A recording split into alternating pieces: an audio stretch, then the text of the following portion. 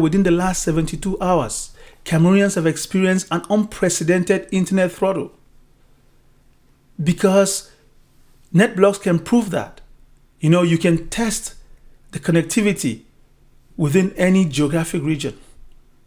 And Cameroonians are forced to use VPNs, virtual private networks, in their own country in order to detour or to go around this high degree of internet throttling.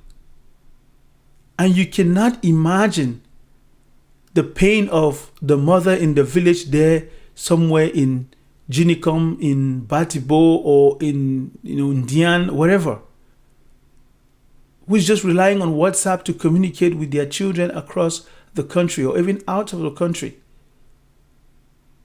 Access to Facebook denied, access to TikTok, access to Instagram, access to any social media platform.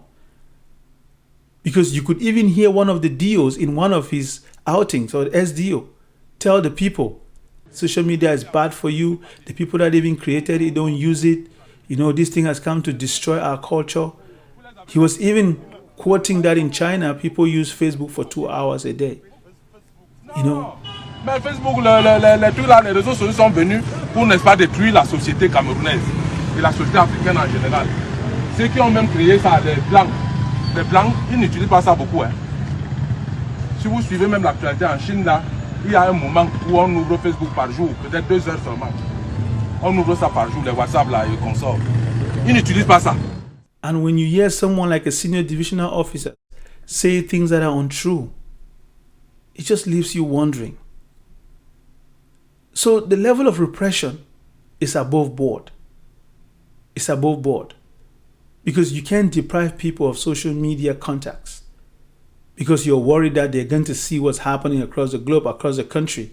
That they're going to see images of the swearing-in ceremony where the person who is supposed to govern them for the next 7 years doesn't know that it's time to stand up and take the oath, sitting right next to the person who is reading a speech on loudspeaker. Broad daylight in the afternoon. It tells you why the Cameroonian youth are saying enough is enough. They don't want any more of this. The shame, the embarrassment.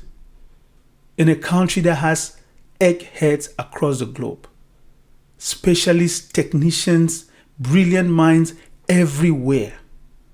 What is going on in Cameroon?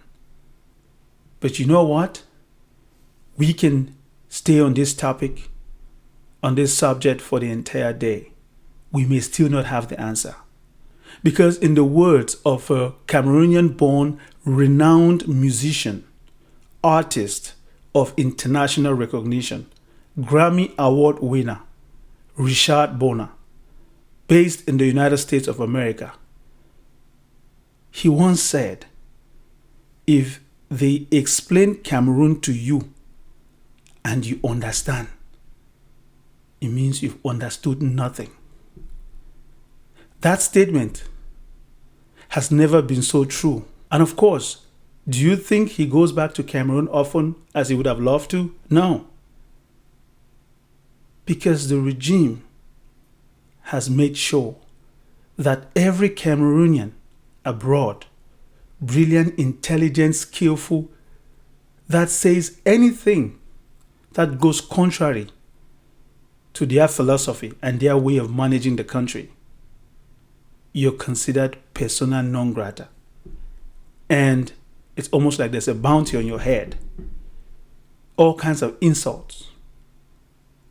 And you know that if you step foot, maybe your fate may just be the fate of the people like Anissa Ekane, Joachim Chameni, Florence Ticho, Professor Abao Yono, Parfait Mvoum, Fabrice Lena, and a host of others. Right now, we do know that other people have been arrested, and some of them, no records, because we've heard from lawyers, benevolent lawyers who are going around trying to help those that have been detained arbitrarily. And in some cases, there's a lot of tribalism. One lawyer said he had to be speaking in his dialect, in his vernacular, because the people that were even arrested don't even know why they were arrested. They can't speak proper French, which is understandable because there are so many parts of the country where the dialect is more prevalently spoken than English or French. But why would you, turn an arrest into some kind of purging of a particular ethnic community? You even have an audio circulating of a public official refusing to sign documents of a citizen of the country because, according to her, he belongs to the ethnicity of those that have called for the ghost towns, in this case Issa Tchiroma Bakari. And therefore she's saying that as long as you guys continue to stay at home and do your ghost towns, or you've called for ghost towns, I've also decided I'm not going to sign any of your documents. C'est moi qui ferme les boutiques, madame. Mais c'est un map avec vous. Non, ce n'est pas ça, madame, mais moi je viens pour signer. Je viens à le timbre. Je viens à la mairie pour signer. Non, je ne suis pas en train de vous arrêter, mais je veux comprendre pourquoi vous ne signez pas le document en disant que moi je suis dans le milieu. Je n'ai pas d'explication. Oui, mais il faut que mon document soit signé, madame. Someone who is being paid by taxpayer France CFA. This guy just bought a stamp, and that stamp is the money that will go to the public coffers that will pay her salary. And yet she's refusing to pen her signature to certify a document. And again, all of these are just bureaucratic processes. To certify a document, you have to pen a signature, something that has to be free and made through a computer. No. It has to go through these methods. The colonial mentality, the colonial system. And as we speak, Maître Michel Ndoki in the civil society of Cameroon and in the legal community, she is the leader who spearheaded the DISO platform, the platform that curated real data on the day of the vote, October 12th. They were able to capture real data from all the polling stations, compile it, get it together, and make sure that it's free of margins of error. And those results were instrumental in the compilation process of Issa Tchiroma Bakari's team, as they were able to cross-reference with theirs. And because of that, of course, the regime knows that she is an intelligent woman, a smart one at that. She's seen it all. She's been by the side of Professor Maurice Kamto. She's worked with the MRC before. She's been to the Constitutional Council and defended candidates. She understands the system too. She's so poised and great in her job and the way she conducts herself that the Cameroonian people nicknamed her La Fiancée du Peuple. This woman is on the run because, in the words of the Minister of Territorial Administration, une certaine avocate, les gens qui ont créé des réseaux pour fabriquer les résultats des élections, something of that nature. Reports say she narrowly escaped an arrest. And it tells you that the regime has no mercy if you speak truth to power. Because, of course, it's the force of repression. There's no room for dialogue and understanding. It was about arresting every dissenting voice, any person that is smart enough to understand and figure out what is going on within the system. You're a target. And incidents like this gives credence to what we're talking about in this editorial. Because Cameroon now has two presidents, one country. Because the battle between legality and legitimacy has just begun. Let's be clear. Paul Biya may have been sworn in, but legality without legitimacy is a throne without a nation. Issa Tchiroma Bakari is not yet sworn in, but legitimacy without legality is a president in waiting. That's the difference. Because this is the crisis that Cameroon is now living in. Not chaos, but a dual power moment. The moment every nation reaches before one of two things happens. peaceful transition, or violent suppression. There is no third option. We do know that the ghost towns were a success based on the way things went. But that is not really the focus here, because what is at stake is bigger than President Paul Biya himself. In his speech, it's the same thing. He regurgitates the same things. What he said in Marwa, women and the youth. But the youth say they want change. They don't want vague, empty promises. What are you going to do in 7 years that you could not do in 43 years? The answer is simple. Your entourage will use this mandate to just wipe out the coffers of Cameroon and do away with everything. Sell lands everywhere, sell natural resources everywhere.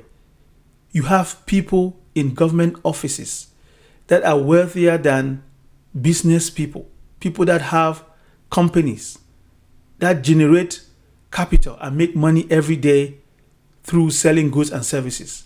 Yet you have people that are supposed to be working for the public service, serving the people, but yet they own all the hotels, the important structures that produce wealth, and no justification of their income, because like we've told you before, Article 66 of the Constitution is clear that all public officials must declare their income and assets before they assume office, so that it will be checked when they leave office for a proper balance sheet to make sure there's no abuse of office and misuse and misappropriation of public funds.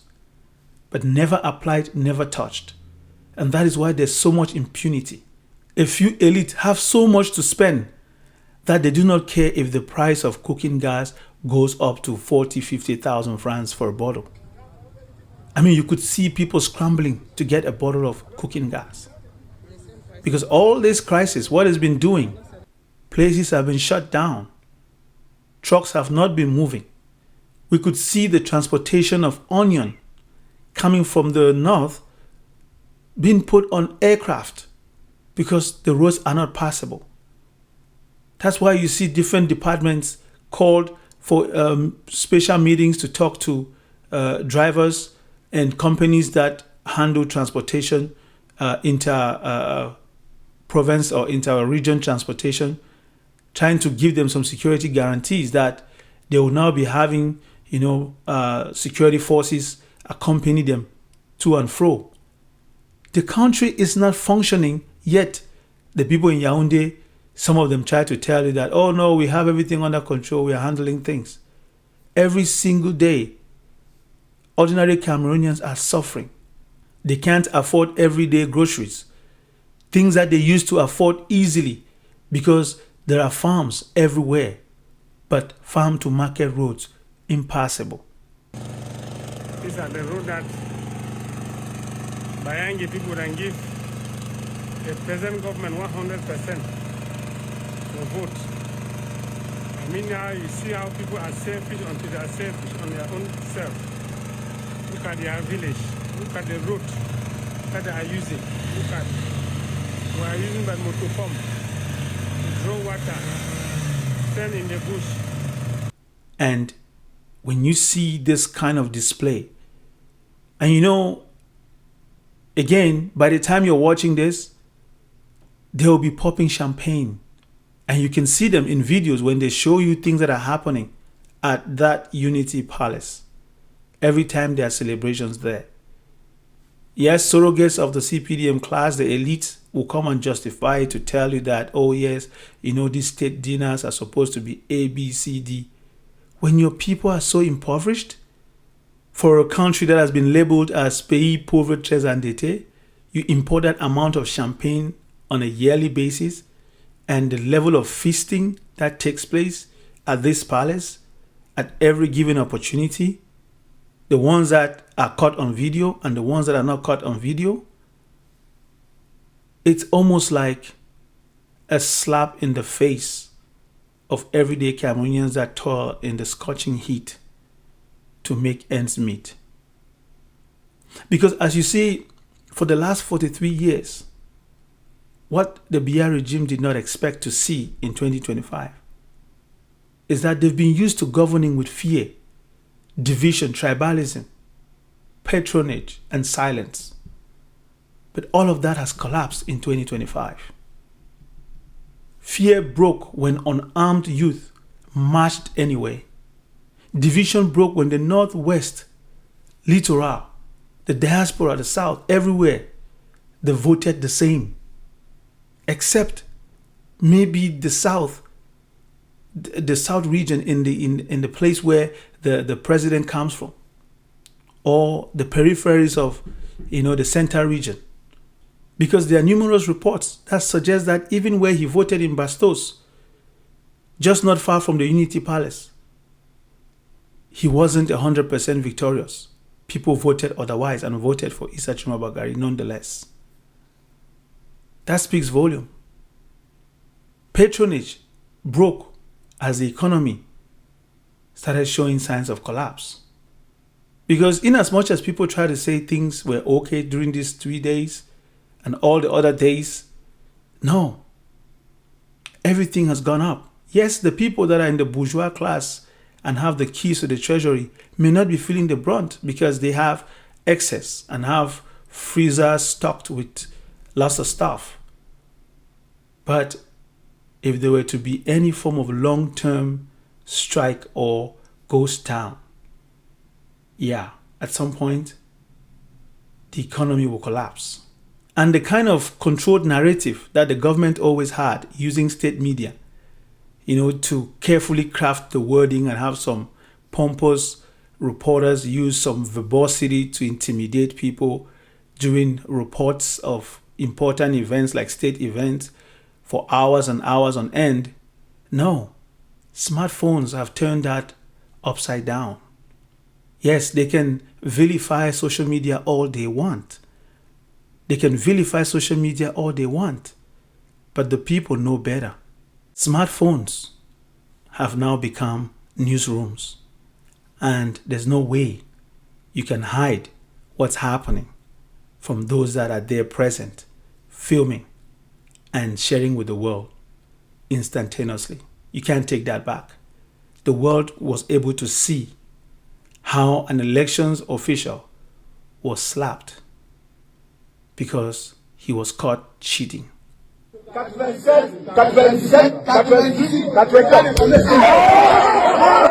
can't take that back. All the cloud servers have proof of what took place on October 12th. You can't take that back. So the question is, what happens next? Yes, what happens next? There are only three parts. Negotiation, so a negotiated transition, which is part of negotiations, or hard repression with international consequences, of course, or a long stalemate that ends the regime from within. Because right now, the regime is choosing option 2, which is the violent road, and it has a lot of consequences. But the country is choosing option 1, a transition through civic pressure. And whether the world admits it or not, the youth in Cameroon have already won the psychological war. They are ready. You hear audios of some youth threatening to do unimaginable things that they will revolt. Why is there so much tension? Because a 92-year-old ruler cannot defeat a generation with nothing to lose and everything to live for. So let me leave you with this. A president is not truly sworn in when he raises his hand before parliament and say, "I do so swear." A president is sworn in when the people lower their fear and raise their hope. So the question is no longer who has the certificate. The real question now is who has the country? Who has the country at heart? And that is a question no constitutional council or National Assembly can decide. Only the people can, the sovereign, according to Article 2 of the Cameroonian Constitution. On a final thought, who do you believe is the real president of Cameroon right now, and why? Because history is being written live, and silence is no longer neutral. I understand some people just believe that we can just sugarcoat things and be what they call politically correct. No, we have to be factual and very analytical, and also make sure that we maintain justice and truth. Because there is the wrong side, there is the right side, but above all, there is the true side, which is the side of the truth and justice. Powers will change hands. Justice should never change places. It has to be the center. The truth should never change places. It has to be the center. Peace should never change places. It has to be the center. And there you have it. Until the next one, may God bless Cameroon.